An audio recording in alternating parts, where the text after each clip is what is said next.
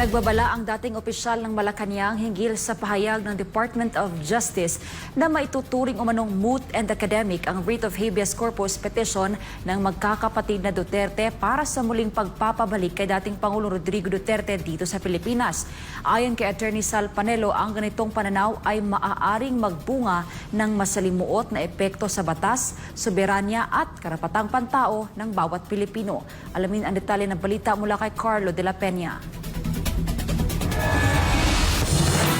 Nagbabala si dating Chief Presidential Legal Counsel Attorney Salvador Panelo na maaaring magdulot ng mapanganib na precedent ang pagtrato sa inihaing writ of habeas corpus ng mga anak ni dating Pangulong Rodrigo Duterte bilang moot and academic o walang bisa.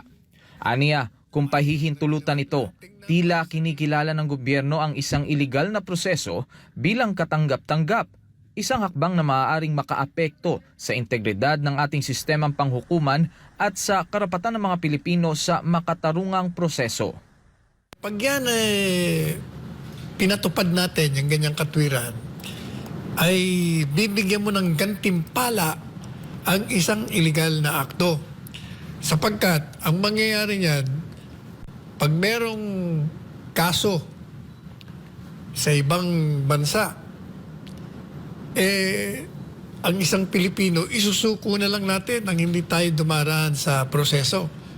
Ito ay matapos magbigay ng pahayag ang Department of Justice na maituturing na moot o walang bisa ang inihaing petisyon ng magkakapatid na Duterte para maibalik sa bansa si dating Pangulong Rodrigo Duterte dahil siya ay nasa kustodiya na ng International Criminal Court o ICC.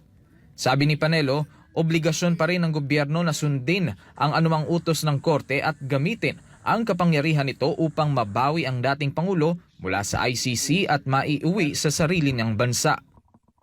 Sapagkat ang ating bansa ay isang sovereign country, meron tayong kapangyarihan, meron tayong kalayaan, may sistemang pangligal, meron tayong mga kakayahan, kapangyarihan, upang gamitin natin, upang kunin uli natin ang isang Pilipino na mali ang pagsuko natin sapagkat kahit saan tingnan nyo. Tingnan mo sa Ligang Batas, mali. Tingnan mo ang Rome Statute, mali rin ang ginawa nila. Tingnan mo Extradition Treaty, mali pa rin. Tingnan mo yung 59 provision nila, mali pa rin.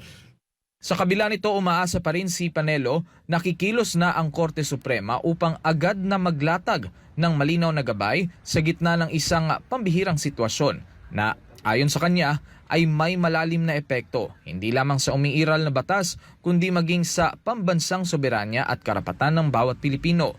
Partikular na tinutukoy dito ang usapin pagdating sa pagbibigay proteksyon sa mga mamamayan laban sa posibleng pang-aabuso ng kapangyarihan ng ehekutibo o ng dayuhang entidad. Matatanda ang laman ng petisyong inihain ng mga magkakapatid na Duterte sa Korte Suprema kung paano naging iligal ang hakbang ng sangay ng ehekutibo laban kay dating Pangulong Duterte. Nakasaad rin dito na hindi ito maaaring gamiting dahilan ng mga respondent o mga inirereklamo para iwasan ang pananagutan sa batas.